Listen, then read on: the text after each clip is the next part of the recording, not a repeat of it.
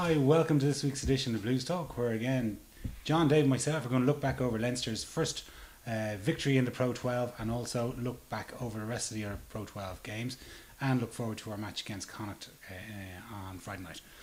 So boys, 42-12 against Scarlets, good victory. What was it, 16,000 turned up at the RDS on a lovely sunny day and got the full sky treatment as well. Yeah, it turns out the new Pro 12 is almost exactly identical to the old Pro 12. People got a bit carried away proclaiming a new dawn last week. It never was. It was never going to be because, you know, certain teams will never be quite as good as other teams. I mean, that's just the way it is. Never say never, Dave. Some teams will fall, some teams will rise, but it's not going to happen in the space of, 3 months. Well, Connacht, in fairness, have won 2 games on the trot. It must be some sort of record. Well, it probably is, yeah, but then further down the season they might lose 5 on the bounce. So, I mean, you can't proclaim a new dawn until you've seen kind of at least one complete round of games, complete set of games. So, as things are, I mean, the Italian team still haven't won. Connacht are doing okay. They beat Dragons and they beat Edinburgh. Munster are having a bit of a... They beat the Italian team, lost to the Scottish team. We lost to the Scottish team, beat the Welsh team. The Welsh team lost to the Scottish team, etc., etc., etc. So what you're saying is it's early season. It's early season, and it was far too early to make any great proclamation about how a meritocracy or whatever has changed everything. It hasn't. I mean, because one thing meritocracy doesn't do is it doesn't make bad teams good, and Scarlets were a bad team. I mean, I don't want to bring it up, and you were quite adamant that they had, but their front five was shit. They let me down, all right. Thankfully, well done, lads. Yeah, they have the makings of a pack. They had the players, in fairness. No, you were right there. You are right there. But they didn't get a chance last week to look good. Your man, I think we said it, Pittman, the 8. If you moved him around a bit and tired him out, and let's face it, he had to go off for one of the props when the prop was sin binned. That was a very strange decision in and of itself, actually, taking off your number 8 when you're 5 metre scrum. Especially a number 8 with such heft. With ballast, yeah. So, why not just take off a flanker and stick a winger in there or, whatever. But anyway, the other thing they didn't have is they didn't have the 2 South Africans in the second row, Snyman and Earl. Who came on, didn't he? No, Earl wasn't. Snyman did, sorry. They had your man Jake Ball, who I think I called him South African last week, but he's actually kind of English, Welsh, and Australian. Played cricket for Western Australia. He's a Commonwealth man. He's a Commonwealth man. I think his dad is Welsh. That's where the Wales bit comes in. But they have the bones of a good pack. They didn't get a chance. We were when Prieston missed that kick at the start, like it nearly hit the corner flag. Yeah, wasn't a good omen for them, all right. No, but it just seemed their confidence seemed to drain away. It's not a good omen for him because he's such a streak kicker anyway. If he doesn't get the first one, God knows what's going to happen. We saw where they were strong against Ulster, and we targeted those areas. I mean, Pittman was. I don't think it's any coincidence that he's had such a great game because he targeted Pittman by trying to force Pittman to doing things he knew he couldn't do. Heaslip played the kind of the more old style Heaslip game where he was, carrying the ball out wider in the wider channels. Of course, that tries to move their back row around, and if you've got a back row that's kind of immobile, then they're in trouble.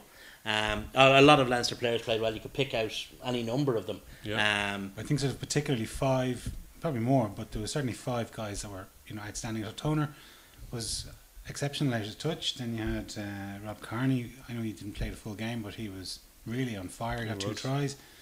Heaslip, of course, you mentioned he got man of the match, surprisingly, because I thought it might have gone to Madigan, but then Madigan, of course, so you had like these guys. Kirshner, yes, as well, and like those lads, they really were fantastic when they were on the pitch.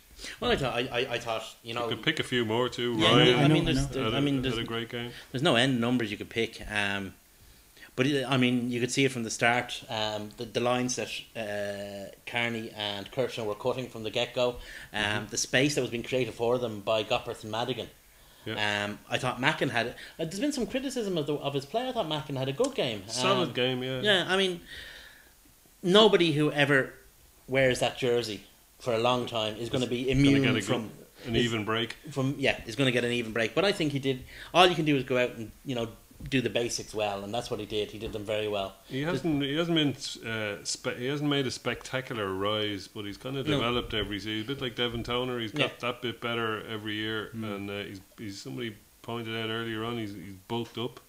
He's considerably bigger than he was last year. So, he's packing a fair bit of grunt. If he can just get the back wheels on the ground, he's gonna be some player, But I'm not expecting him to see when he came on so early. He went straight from first year academy into a pro contract, and and there was such a lot of hype wasn't there? around him and Conway. People were talking about Mackin and indeed Conway, but Mackin in this case since the guy was 15. Yeah, and that was. I think it was Frano, wasn't it? He wrote an article saying, everyone talks about Conway, but it's actually Mackin we need to. Well, Frano may have been in there, but it wasn't just him. I mean. Some of the hyper, you know yourself, the hyper end, even junior cup players, let alone senior cup players, is ridiculous sometimes. I mean, we already know the star names in the academy from previous year's senior cup, and if they don't instantly be world class the moment they pull on a Leinster jersey, they'll be subject to the same criticism. Well, he's had a run as well now. I mean, if we're getting Tio in to get into the 13 jersey, that's not going to happen till. Reasonably, it's not going to happen until after Christmas. No. For the big European games, it'll probably be Madigan at 12, Darcy at 13. But the rest of the games between now and Christmas, I can see him getting a good run because McFadden's injured, but he's better off on the wing. I think Luke Fitzgerald, if he's fit, is going to come back on the wing as well. He's the man for in the short term for Leinster. If I were going to use McFadden inside, it wouldn't be at outside centre. It would be inside centre. Inside centre, but sure, we've plenty there now. We've plenty there. I think McFadden is a winger. I mean, he is now. Yeah, he's a winger who can also. That's what he is now. He's a winger who can also play centre. Yeah. Well, anyway, we scored some nice tries, 6 of them in all. So why don't we have a look at the first one, Rob Kearney's. Yeah, there was a few beautiful little. The first one, although we've come in a bit later. The first this started from a great break from Rob, where he cut in off the wing, but a good intelligent play here from Devin Toner actually to switch. No, this is the other one. A little bit of scrum half. The flick was delicious, and Kearney finished it off. He looked so hungry for action, didn't he? Yeah. Kearney? Like he really wanted the ball and. Every time he took it, he really attacked that line. Well, they do say there's two more players that you didn't mention. Jason is Kearney, or you did mention Kearney, but the other one you didn't mention is Jack McGrath, who had a fabulous game. But what they say about guys, Driscoll, they used to say this about a lot. This is the initial break he made, and that's actually set up the position before we came in. Yeah. He made a great break. It's just everybody executing well, Mackin's pass is nice. I mean, he was criticised for not passing, but I thought he passed when he was right to pass. Sometimes you've got to back yourself as well. He probably could have scored himself there. In fairness, what I was going to say was that the really good players can come back from a layoff and be straight up to speed. Rob Kearney and Jamie Heaslip, there you go, straight up to speed. Like if they get any more up to speed than that, we're going to need to put weights on them or something. Heaslip had a phenomenal to go up to that kind of pace and up to that level that he was at from a standing start, hasn't played a game since last season. That's phenomenal, really is. He was everywhere. He was just and the whole back row had a good game. It's funny. Dominic Ryan I mentioned as well, but the traditional thing is that a big tall 6 who's good in the line out, makes all the tackles, a 7 who's a groundhog, and a fast guy who's a link man with the backs, an 8 who controls the ball at the back of the squad. That's your traditional roles. In a funny way, the back row that we had out last week could do all of the things. Like Ryan can play 6 or 7. He can certainly tackle. He's a line-out option. I'm still not convinced that he's not Leinster's answer to David Corkery. I need to see a bit more in-game intelligence. I thought that was just a drink talk when I said that. I need to see a bit more in-game intelligence from him. I mean, he's come out of left field there. He's a guy who loves a tackle, and as you say, he's great. And I think number 6 is probably a suited role for him because he can work. It's perfect. He can work better in contact because he always looks for contact. Mm-hmm. I mean, one of the criticisms of David Corky when he was playing that very good Munster back row was he was a guy who looked for contact a bit too much, and it actually cost Ireland a try on one occasion, if you recall. And that's my one worry with Ryan, is that he looks for contact. I mean, somebody made a joke last week that the try that he wasn't given, that he didn't score against Glasgow, he found it very difficult to score without somebody standing in front of him. And that's a bit of a problem. That's one thing I don't see him as a 7 at all, because I don't think he has that game intelligence that the 7 needs, that appreciation. The 7 needs to have the appreciation of space that a back would have, and I don't think he has it. Well, he certainly can play 7, but he's the kind of what do they call him? A tree chopper 7 who you put on in a game where you just want to cripple the out half, or you want to, you want a big tackler in the 7 role. He's ideal for that. He's a little bit tall for a 7. I think he's about 6'3" or more. So he's a little bit tall. He's taller even than Richie McCaw, who was always supposed to be tall for his age. What height? He's rated at 6'3", but he looks taller. He looks like a tall guy. I mean, as you say, he is a genuine back row, or back of the line out option. Well, this is what I was kind of developing. Jamie Heaslip can do all the. He had a good while doing all the groundhog duties when to free O'Brien up to do a bit of running when O'Brien was kind of transitioning from 6 to 7. So he can cover that role. He can obviously do all the number 8 stuff in his sleep. Shane Jennings has on occasion played 6. It was a long time ago. But, all of them can cover a lot of different roles. So instead of having 3 distinct guys, you've got 3 guys who can do all of the back row roles and fit in around each other.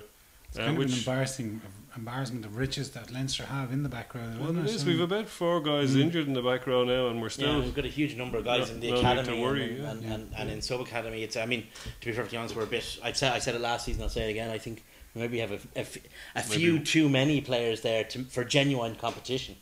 But you can't help it. That's the way the genetic cookie crumbles in terms of turning out players. That's the way it crumbles. Connacht might profit from that on a loan deal somebody next season. Might profit from it down the line.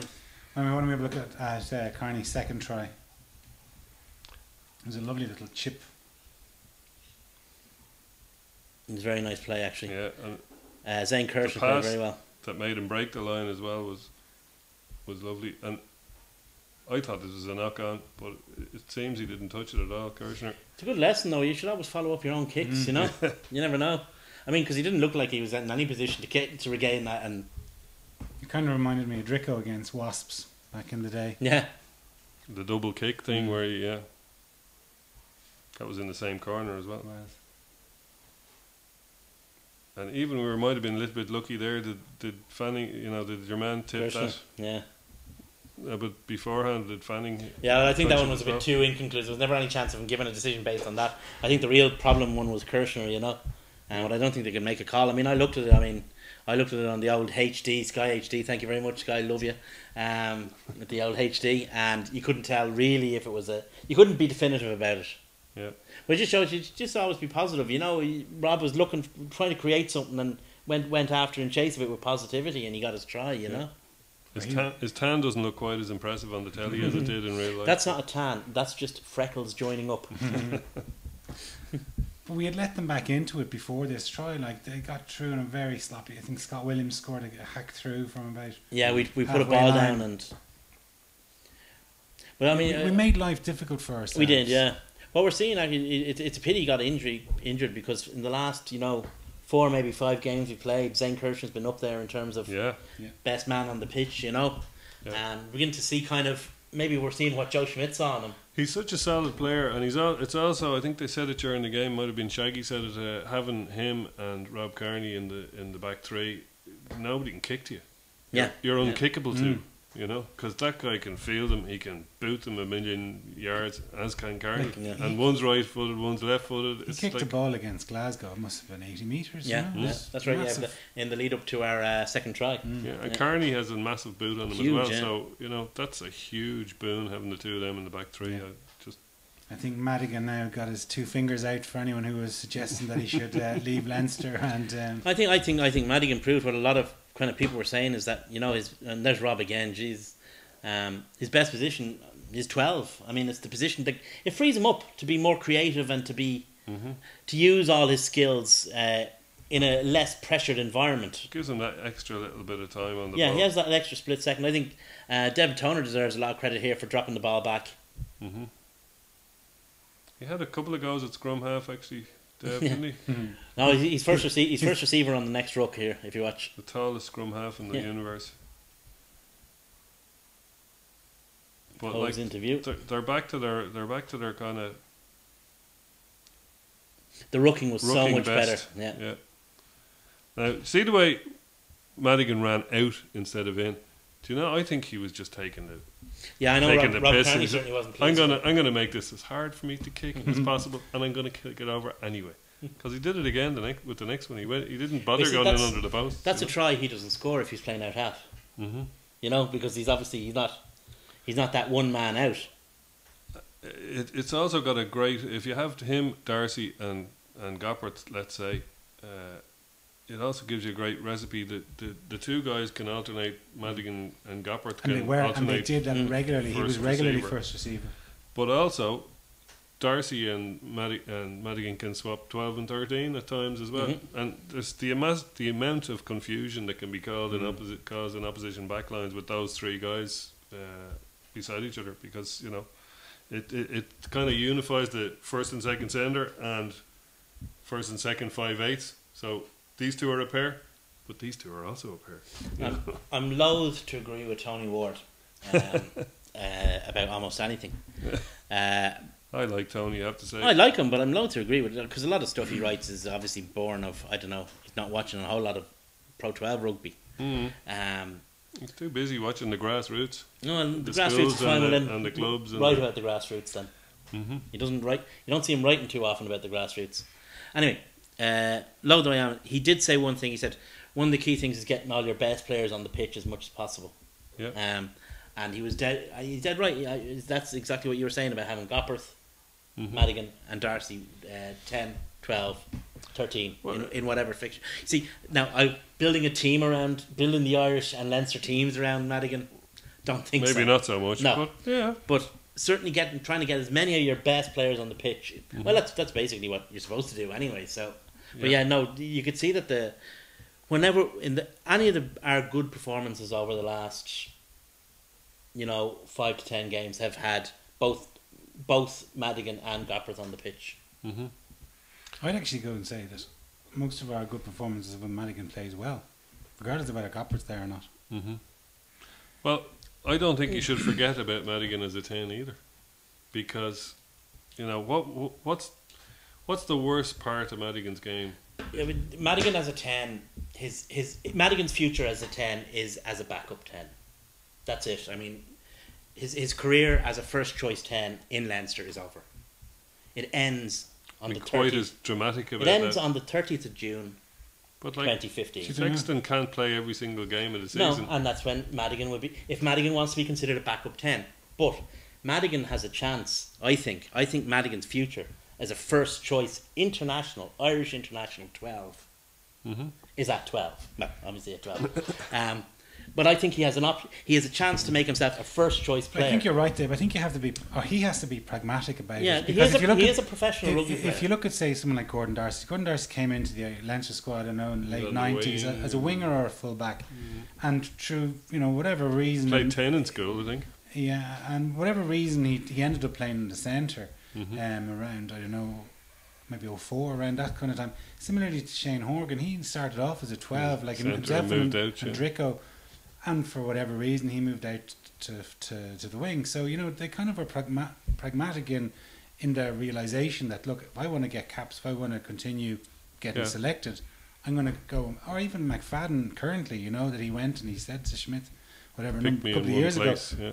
Well, Schmidt said, I see you more as a winger. And he said, well, pick me there then. Fine. So, and there's an element as well. I mean, it's what I call the Felix Jones principle, because I think Felix Jones was very sensible. Felix Jones was a very promising fullback in the Leinster Academy, but he would have looked at those who were ahead of him, which was the Irish international fullback at the time, Gervin Dempsey, a very young, very talented Rob Kearney, who was only slightly older than him. Yeah. Then behind him he had, and only slightly younger than him, David Kearney, and just behind that, still in school. Well, he also had Luke Fitzgerald there, but just behind that, still in school, was Andrew Conway, and he thought, hang on, I have to be pragmatic here. Do I have a future at fullback in Leinster? And he decided he didn't, so he moved. Now he didn't move position. He took the more radical step move in Province, but it was the right move to make. Madigan's going to come in next season. There's going to be Johnny Sexton there. He's the lines out half, right? He's going to be 26, but there's going to be a 21-year-old with 2 British and Irish Cups at least in his arse pocket coming through and pressurising him. So he has to think, am I going to get squeezed? And maybe his best position, like you say, being pragmatic, well, where's the best position for both me and Leinster and Ireland is if I move and there's 2 numbers up. And there's a hairy individual who's coming to the end of his career. And exactly, there's a huge hole in the squad there. Yeah. Which I think is actually going to be a more significant hole than the O'Driscoll hole. I really do. I mean, O'Driscoll is certainly the best player we've ever had, but I think that Darcy might be the hardest to replace. Well, we'll see what Ian Madigan has to say about it. And that's it, and I think he might be the man to do it. Well, he got his name on the score sheet again in this try, which I thought again showed a nice bit of initiative. Well, it goes back to what John says about him switching out the more outside channels. Yeah. Because this is a try we used to see the previous incumbent in number 13 jersey score. But that's it. He can play 13. Yeah. You know, he's good enough. People wanted him tried at 9, for God's sake. You know, is there anything the man can't do? But I really like the way that straighten, curve, that was beautiful. Toe. Yeah. I mean, he had those guys inside out. Okay, they didn't look the most committed in the whole universe, but you know, what's that guy's name? Jordan Williams, I think. Jordan Williams. He's a guy who's there's a big kind of very fast. There's a big hype behind in Wales. He's seen as the new Shane Williams, actually. Yeah. And he's a very good player. I mean, we've seen him over the last 12 months playing very, very well for Clonethley. But he got caught badly a couple of times in defence. But they were down a man. Well, that's what I'm saying. I'm saying maybe it's not entirely his fault because they were down a man and they were a bit rabble-like. So maybe he shipped more blame than he deserves. But he was caught out a couple of times. Mm-hmm. I thought it was intelligent play by Goppard when he saw there was nothing on to his left that he doubled back in. Yep. And it was good realignment from the lads. And he knew where Madigan was as well. Well, you'd hope there was good communication, It's all in the hips. The hips do lie. Yes, sometimes. Shakira was wrong. He didn't. He could have gone in under the post a bit more with that as well. I mean, the guy beside him's trotting at that stage. So I think Carlos there's something again in the back of his head going, look, I'm going to put this right out in the corner and I'm going to kick it over anyway. Yeah, and he did. I'd be very surprised if that were tolerated. Well, he didn't have to own up to it. Well, he didn't miss any kicks. No, he didn't. Exactly. No, I think he went there. I think he just ran a straight line in terms of getting to the line, across the line at the closest point. I think we get a bit hung up on having to choose a position as well. Here we go. He should have done. He nearly made it. Well, I mean, it's very good play here from Owen Redden. Actually, the moment he sees the arm out, ball's in. Yeah. We so nearly made the line several times there. Well, the angriest man in Ireland was there, Cian Healy. He was. He was bulling all right when he came on, wasn't he? Well, he ran into contact, but he got it down. And then Dominic Ryan had a man to run at, so he was grand. Exactly. That's your theory, yeah. But what made that try was Owen Redden.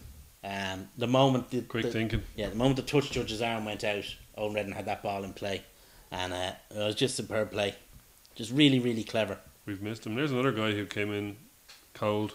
That was his first outing of the season, and he doesn't look like he's forgotten how to play rugby over the summer either, does he? You'll find that the really good guys don't need a warm-up match. That's it. The really, really top guys, because the top guys keep themselves so well prepared mentally and physically that they can just switch it on when they need to. Yeah, well, how many times did Brian O'Driscoll come back and he was supposed to be injured for Ireland or whatever, and he'd come back on one leg and still have an amazing game.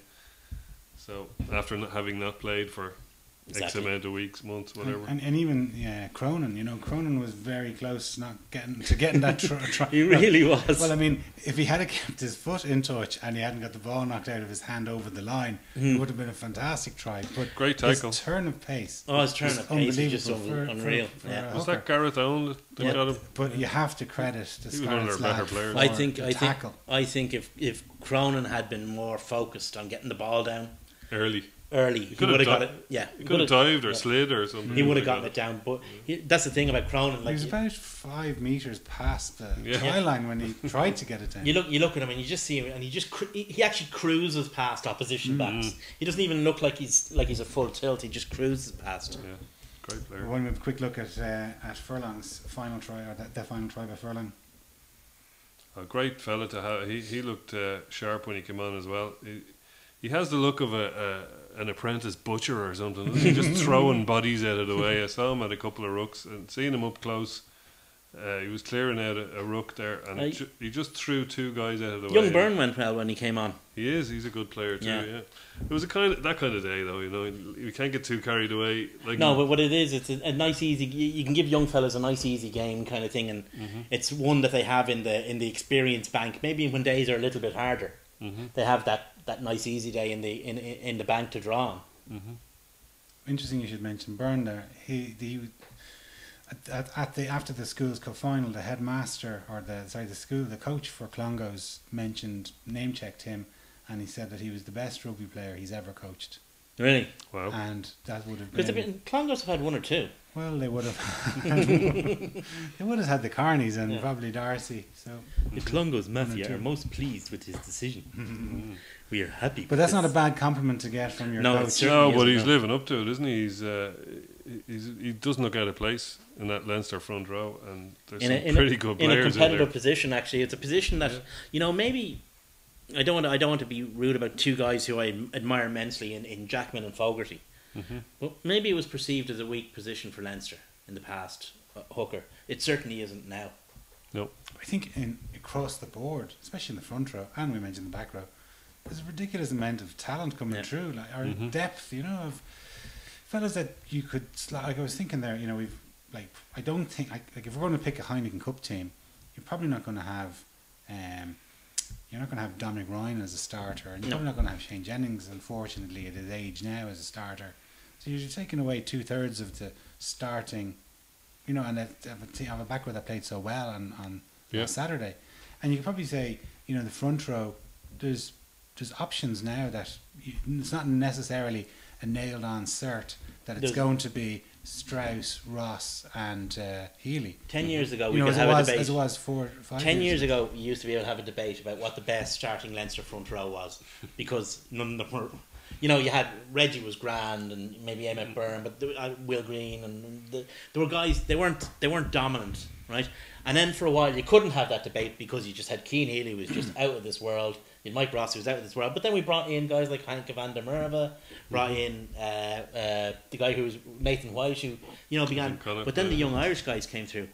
Now, whilst I would start Keane Healy, you could argue, you could make a solid case for starting Jack McGrath. absolutely. And bringing Keane Healy There's on. a lot to be said for Keane Healy coming on angry I- as a rabid dog. I personally would start Martin Moore, but I'm not sure if he offers more impact off the bench it's than when Mike Ross would. It's a lovely problem to Yeah. have. Yeah, And I don't care which of the hookers starts. Yeah, because they've both got such strong strengths. I'm almost entirely unconcerned about who plays in our front row these days, because they're just all so good. And it's kind of like it's that kind of French thing where you have 2 complete front rows and you just change them. That's what you need, though, if you're going to win anything. There's rumours today Europe about Keane especially. Healy being offered, or Toulon coming in and offering to buy out his contract. Now I don't know how much truth there is in that, but I think they're linked with every single international at the moment. Hard to see him going anywhere before the World Cup, surely. No, I don't see You it. just, and then by the end of the World Cup, sure, the season will be well underway of his last contracted season. So when I can't see him going anywhere before he finishes. It's paper talk. I think there may well be some kind of truth to it, in that you say, if you said to any coach or club owner in the world, would you be interested in Keane Healy, and they would say yes, and then the story is Toulon owner admits interest in Healy. There's a bit of double bubble there. Yeah, for sure. Well, anyway, when we look forward to the matches next weekend, obviously we play Connacht down in Galway. It's the first Interpro of the season. We had a lucky, narrow victory last January. I think there was a hints of a forward Very pass. controversial try. I think it was Darcy, wasn't it? that It scored? was, yeah. And the previous years, they absolutely stuffed Hammered us us. on it. Yeah. Yeah, well, I'd take last year, to be honest with you. I'd take a controversial forward pass and the win, thank you. I'm hoping that Connacht, because Connacht have won a game there last week in Edinburgh that they wouldn't have won last year or the year before. They, those games that they just conspired to lose. They conspired to win this when they kicked for the corner in the last few minutes, and but it was a game in which powered over. I watched that game and Connacht were I didn't watch it all. clearly the better team. The only reason that they weren't out of sight by half time was their own inaccuracy. They were just very imprecise. Profligate. They were passes. Isn't that what Edinburgh do to a team? Oh, yeah. They drag you down. To their level. Scottish teams have done But that for the difference decades. is Edinburgh had one chance and took it. They were like a rapier when they had that one chance, and actually went in ahead at half time. But Connacht had been the dominant team. They dominated possession, dominated territory. Passes were bouncing off fingertips or bouncing off chests. In one case, they bounced off a head. They were just that last pass was going to ground. But they kept at it, and they kept at it, and then the second half, like you say, they got that try towards the end. A well deserved try, but it wasn't as if they just suddenly kicked into the corner and suddenly, Jesus, we got them all because we're over the line. It was good rugby that got them into that position in the first place, and it was good rugby that had forced a considerable number of concessions of penalties from the scrum in particular. For Edinburgh lost 5 out of 7 of their own put-ins in the scrum. And that was through Connacht's really good work. Nathan White was in great form, and they've got strength. They got young Buckley. They've got real strength in themselves in the front row. I don't know if it's on the same level as ours, but it's certainly not to be sneezed at. Well, they've had bad news with their starting hooker. Sean Henry is out. Yeah, Sean Henry's out, and Jay Keenan is going to be out for a while as well. Keenan is out. He's a back row option, and Tom McCartney, who's going to come in as their hooker, isn't ready yet. So. Yeah, they're under the cosh from a hooking perspective for a start. I think they're going to have. They probably still have Jason Harris right there, do they? He's out injured. Is he? So they're stuck. They are. So hopefully they get a losing bonus point. But there was one thing, just going back to what you were saying, Dave. Like, a number of years ago, they would have got that victory in Edinburgh, and they would have been, flashing the champagne bottles in the changing room afterwards. It was interesting to hear Pat Lamb's comments. Yeah, the boys are pretty down, but they're down because they might have won, but their performance wasn't up to scratch. They would have been as professional rugby players. They would have been annoyed with the inaccuracies. That's and a stuff. very good sign to see in the team. I don't think even if in the old days they had won that match and had celebrated, they'd still be up for the game against Leinster, because even when Connacht never bothered their arse, they bothered their arse against us. Leinster, yeah. And that was the.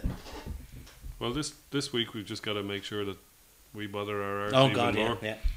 Because even when Leinster bothered their arse, they never bothered their arse against Connacht. But you think for too long. I think there's there's a bit of a slight bit of niggle there between the two teams, and it's, obviously there's the old chestnut of their former CEO kind of giving guff a couple of seasons ago. But you've got the likes of Mike McCarthy, Owen Redden, Sean Cronin, and Fanning, who currently play for Leinster, that used to play for Connacht, and then there's a bunch of lads on their side: Quinn Rue, Nathan White, Fionn Carr, and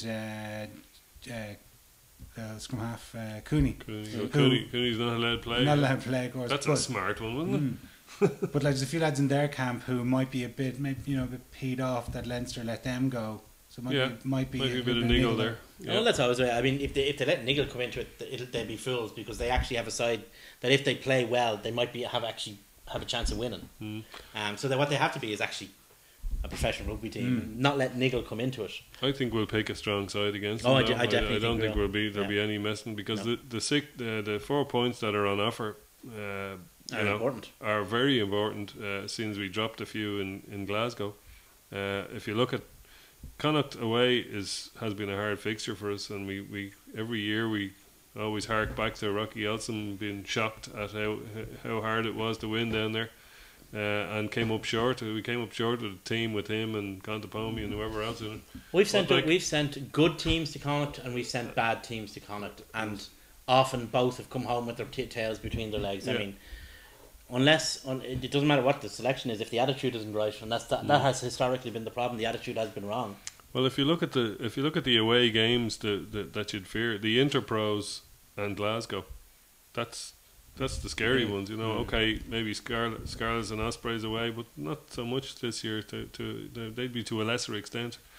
So this is one of maybe the hardest 5 away games of the season. I would contest. With Glasgow perhaps being the hard, Glasgow and Ulster maybe the hardest. The three Interpros and the game against Glasgow, they're the hard away games. I mean, because apart from the fact that Ulster are quite good and Munster are relatively good, you've got the local derby element, and of course Glasgow are just a pretty good side. As anyone who saw Glasgow against Cardiff, that was a great result for them, wasn't it? Yeah. Like to put 33 points on, I know Cardiff aren't a brilliant team, but to take that scalp in Cardiff and to put that amount of points on. As we said last week, they did the double last year over Glasgow.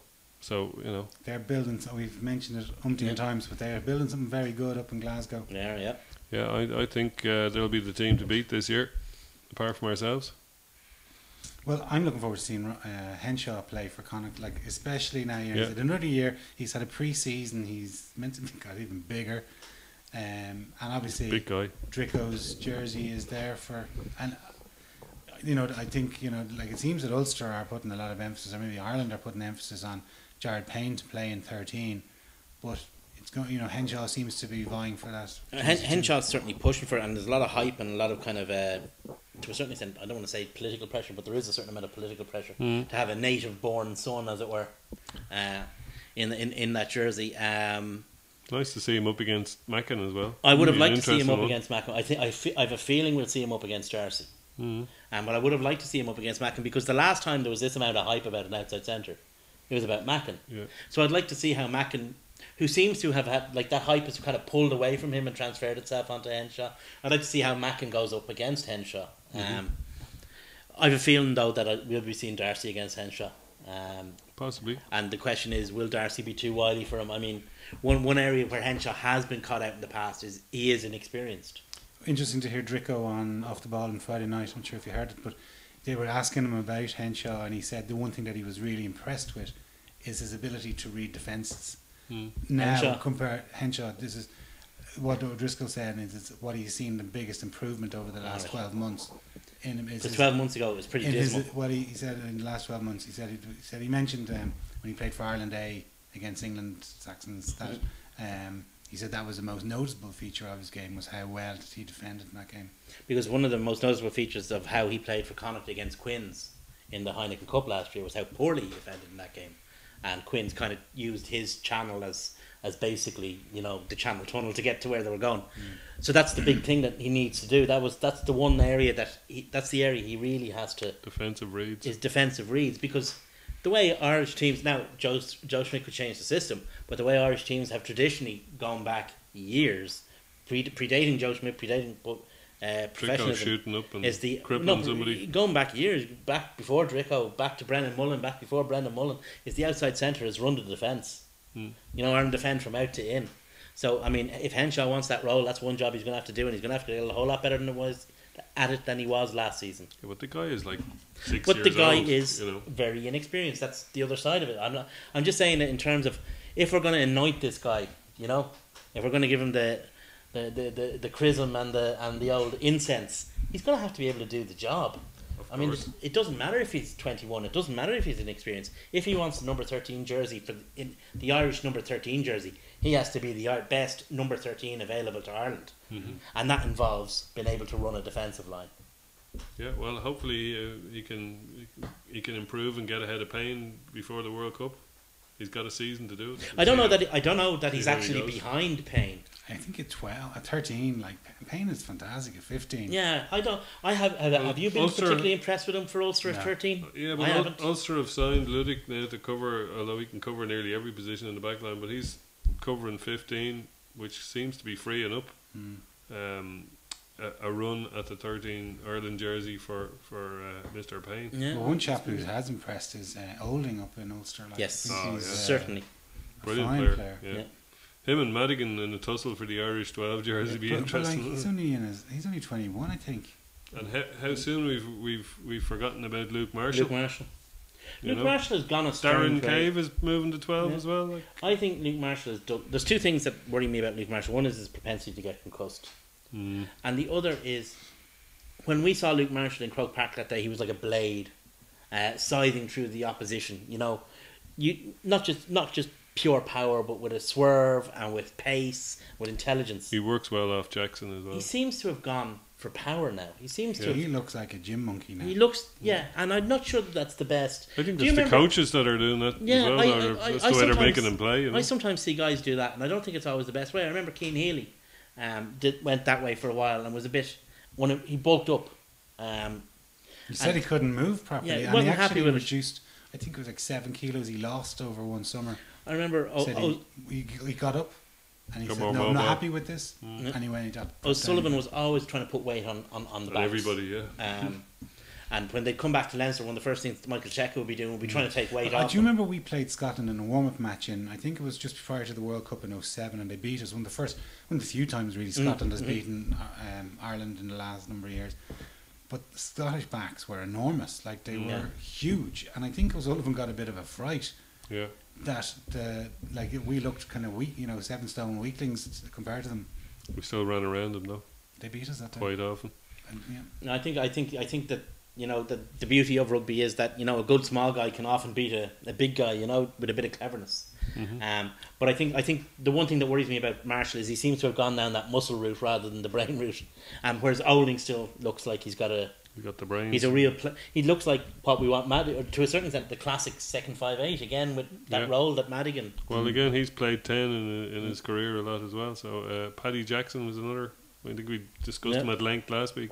Well, the brains of A 10 who ended up at 12. the brains of the Ulster operation, Pinar got a bit of bad news playing for the Box that's at the shocking. weekend. That is a significant problem for Ulster. Well, big time. He's out for 4 to 6 weeks, which means he's going to miss their opening couple of fixtures in the European Cup against against Tigers And Toulon, yeah. and Toulon. Yeah. If I were Ulster, you see, that's the thing. Ulster don't have a fucking director of rugby at the moment, because if I were the Ulster director of rugby, I'd be camped outside Philip Brown's house, begging for permission to sign someone on a 3-month, 6-month contract, because without Pinar, they are toast. in serious trouble. Because Paul Marshall, for all his His good his bits. good bits. He's just Ruben Pinar can win is world class, and he is their And he real suits- world class He player. suits the team as well. And he, Last time they went to Welford Road, He was magnificent. he scored all the points, tries, absolutely kicks. I think everything. I ran the think show. Pinar will retire out of Ulster. I don't think he's ever going to but leave. I agree with you. Like the fact that he turned down megabucks to In stay Toulon, in yeah. Ulster, the respect that he must have got from the young guys in the Ulster team saying, "God, this guy really loves our club, but he's Yeah. willing to stay here, keep his family here and all the rest of it, and turn down living down in South France for probably 3 times the amount." As of if the that. fact that he wasn't 10 times better player than all of them wasn't enough to earn the respect, because he's a magnificent player. Yeah, I feel they'd be fine in the Pro 12 with Paul Marshall, but in Europe, Yeah, that's the thing. Is And that against they're those toast. two big against clubs. Exactly, I yeah. think that they're going to need to dip into the market, as it were. well, we'll see. Whether there's It's a somebody pity They need a Rory- coach. pity They need a Rory didn't permanent win there coach. at the weekend. Could Yeah, have had a few yeah. bob. You never know. They could sign Rory Cockett. So Munster seem to they played Zebre, so it looks like Yeah, I think they it's might scrape a win on another that. kind of gimme for them. Keeps the pressure off Axel for another couple of weeks. Yeah, well, do you know the downside of it though? And Ulster have Zebre twice as well in the next few weeks. They played them last week, and they're playing them again 2 weeks from now, I think. The downside of all that is that you're getting all the crap matches out of the way, so you're going to have to play Glasgow away. And I said this about all of Munster these last things. season, so I did that they had a very good run of games pre Christmas, but that it would come back and bite them in the ass after Christmas, and that's what happened. Well, traditionally we've done all the business in the last 2 seasons. We've done all the business during the Six Nations. Yeah. We've come out with 5 points from nearly every game and 4 from one of them. Both of the last 2 years. This year it might not be so easy. I think we've got Scarlets and Ospreys away during the Six Nations, so might not run as well for us. But I'd certainly We rather. might be missing 21 players as we were last Six Nations. Well, hopefully not. But I'm talking about these other guys from the other provinces that are coming through, yeah. Well, it was an element of Joe Schmidt's first season, and he wanted to go at what he trusted, I suppose. But It's still too early to know who's coming through from where, to be honest with you. it's- We mentioned a few of them there, like Oling. Oh yeah, no, but you know, I still think that we're going to be without those players. Well, maybe so. I think you know, I mean, there'll still be the big squad and whatever. But you can only fit 15 in the starting team for Ireland, and on the off weekends you get to play all the subs and the squad players, and you know, so those kind of. In fairness, when I think we're playing England when the weekend we're playing the Ospreys, so we're not going to get anybody back for that. But I think the Scarlets is in an off weekend, so at least we'll have all the sub players, you know, and we'll have the full bench plus all the squad players. And I think in one of the autumn internationals we play Zebre. Mm-hmm. I think it's the All Blacks weekend. Sorry, the spring. Who's it? Australia Australia the last weekend. Yeah, I think that yeah, just to go back. I mean, Munster, the points at this stage will be nice, but I think that the absence of points later. But you wonder though if that's the ideal preparation for, you know, like they want to get up. You want to get some hard matches in and get sort of hit the ground running rather than have a couple of gimmies against, for all due respect, Edinburgh. I know Edinburgh beat them, but still. That's the worst of all. Well, I know, fair enough. You've but got like, a gimme and you lose it at A home. weak enough team. Then you've got Treviso away, and then you've got Zebre. I think coming that's into not going to start. That's not going to get you battle hardened for. I think coming into the European game in the Aviva Stadium, Munster would, you know, have been expecting maybe, you know, 15 points from those 3 games, and to come away with less than that at at home. You know, it kind of upsets their kind of, if you like, Well, when you strategic planning for the season. When you look at Connacht go and beat the same team away that Munster lost to at home, it's, you know, when was the last time that happened? Yeah, 1958. I don't know. So there are issues to be fixed. I mean, in fairness, I mean, Paul O'Connell was out, and obviously Peter O'Mahony is out, and there are guys to come back into the team. Absolutely, guys that make a huge difference to them. So it'll be interesting to see what happens. I mean, we won't learn anything from the Zebre match, even if it's on telly or not. I don't know. We still won't learn anything from it. I mean, we could watch it and study it. Watch it on Twitter. Yeah, you still won't learn anything from it. We have Cardiff coming into Cardiff, then Munster, then I can't believe it's not Heineken Cup. So there's a nice ramp up there for us. Yeah, I'm looking forward to Cardiff at home. Friday night game under lights. Nice for us Dublin natives. Not so nice for fellas from Longford and Wexford, and you know. But hey, well, what do you think of the Saturday afternoon kickoff for because of the obviously Sky now are putting matches on to 2:40. Well, it's not ideal for supporters. It might be good for the players though, because you know they often go on about how they have to sit around all day, especially for a really late kickoff, and they don't know what to do with themselves. And you know, you can time your preparation better from the start at that time of the day. Also, it clashes with a lot of club games, which is not great for people. Like I was talking to a guy actually who's involved with Blackrock about it, and yeah. you know, he was saying like they've either had to move the kickoff to really early, and I think Blackrock were playing. I think they were playing Cork Con. So it wasn't really an option. So Cork Con refused to come up on Friday, which you can understand because guys didn't want to take a day off work to travel up on the Friday. They couldn't play the match too early because they're still travelling from Cork. Yeah. So they're kind of in a very tricky situation with the fellas who, you know, give a lot of time and effort into playing for a club, and also want to go and watch the big boys play it. You can sum it up as follows: Saturday afternoon kickoffs are great because that's when rugby in Ireland is played. It's played on a Saturday afternoon. The problem with Saturday afternoon kickoffs is that that's when rugby in Ireland is played. It's played on Saturday afternoon.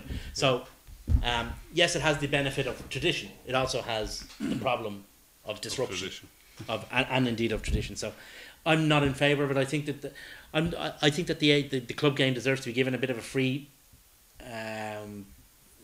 period of time to itself. I mean, if the club games kick off at 3 and then you have the Interpro at 5, because all those games were actually in a small cluster of ground that was people could have got to the Interpro to the provincial game. So if you give them, you know, their free space, give them, you know, a 3-hour window.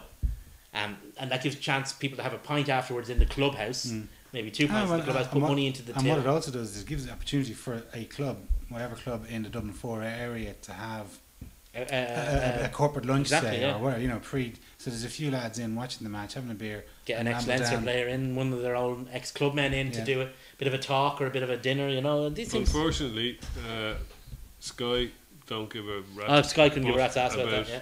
any of that. And you know, Apparently on one it's- hand, we're saying it's great that Sky are in there, and we Apparently can't it's- very well turn around and complain that they Apparently, want it's that to game. be on air 20 minutes earlier than the soccer. BT. No, BT. Oh, BT and BT's the- rugby yeah. coverage. Well, So people are unlikely to flick. yeah, well, fair enough. Especially if they see 20 minutes of our game and we're running riot, then they won't want to switch over Yeah. to watch Wakefield Trinity play whoever, the miners from Leicestershire I don't know what sport he's talking about. Or wasp sale. or was What are you talking about? Cavadi or something? for example. I'm just trying to name ridiculous names that might Wasps, or might Sails, not play. Saracens. Okay. Well, anyway, lads, thanks, man. And thanks, million, for watching. Cheers.